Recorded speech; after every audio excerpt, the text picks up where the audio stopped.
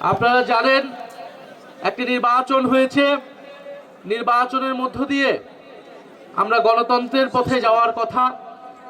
ফ্যাসিবাদ যেই 16 বছর ধরে বাংলাদেশকে ধ্বংস করে গিয়েছে, সেই ধ্বংসস্তূপ থেকে বাংলাদেশকে নতুন করে তৈরি করা, বিনির্মাণ করার লড়াই আমরা চালিয়ে যাচ্ছি। আমরা খুব স্পষ্টভাবে বলেছি, এই যে নতুন বাংলাদেশ বিনির্মাণের লড়াই, এই লড়াই কোনো দলের পক্ষে, কোনো সরকারের পক্ষে এককভাবে করা সম্ভব নয়। এই লড়াই, এই বিনির্মাণ, এই নতুন বাংলাদেশ তখনই সম্ভব যদি বাংলাদেশের ফ্যাসিবাদ বিরোধী রাজনৈতিক শক্তিসমূহ ঐক্যবদ্ধ থাকে। আমাদের নানা মত দ্বিমতের মধ্যেও আমরা এই যে ইফতার মাহফিল এবং বিভিন্ন অনুষ্ঠানে বিভিন্ন মত একত্র হতে পারছি, এটা বাংলাদেশের রাজনৈতিক সংস্কৃতির একটা বড় পরিবর্তন, যেটা বিগত সময়ে আমরা কখনোই দেখি নাই।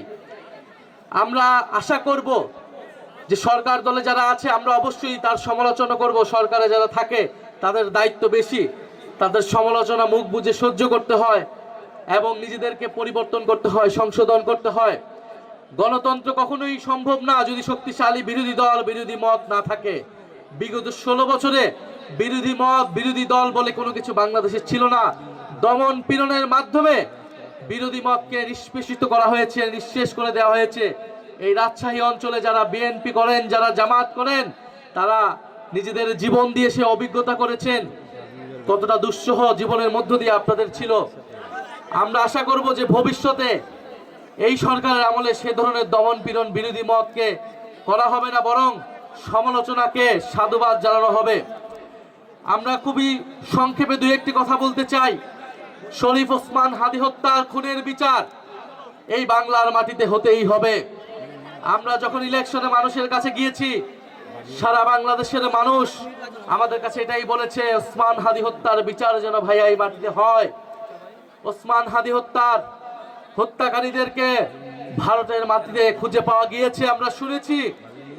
আমরা দাবি জানাবো অবিলম্বে বাংলাদেশের মাটিতে তাদেরকে এনে বিচার কার্যকর করা হয় এবং এই বিচার যাতে সত্যিকার অর্থে ন্যায় বিচার হয়। কারণ যারা শুধু গুলি করেছে তারাই হত্যাকারী নয়, এই হত্যাকাণ্ডের পিছনে জড়িত ছিল ডিপ স্টেট।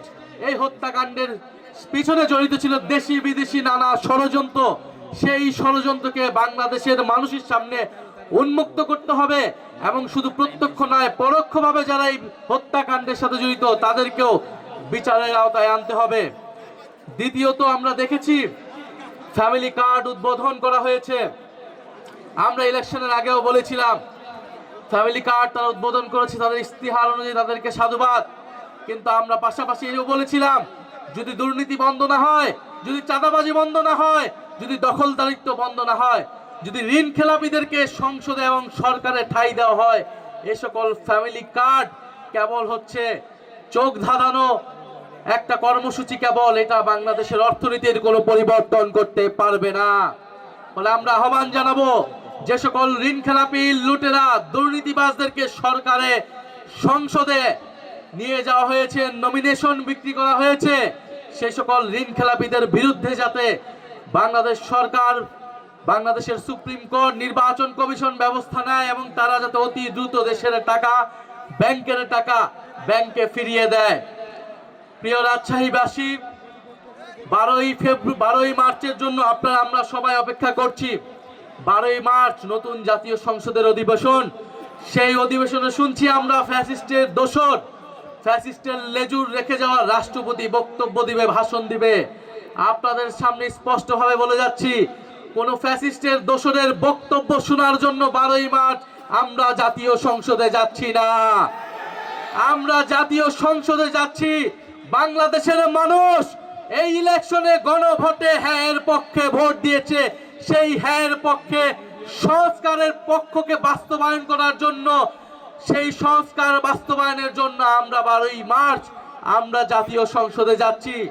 জাতীয় সংসদে আমরা যাচ্ছি, কবে উচ্চকক্ষ হবে, কবে সংবিধান সংস্কার পরিষদ হবে সেই হিসাব নেওয়ার জন্য, কবে সরকার দল শপথ গ্রহণ করবে সেটা শোনার জন্য, কোন ফ্যাসিবাদের দোসরদের বক্তব্য শোনার জন্য আমরা 12ই মার্চ সংসদে যাচ্ছি না। আপনারাও নজর রাখবেন।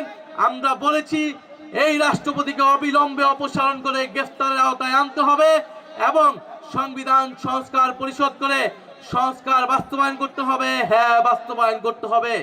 আপনারা সবাই হ্যাঁ এর পক্ষে ভোট দিয়েছেন না?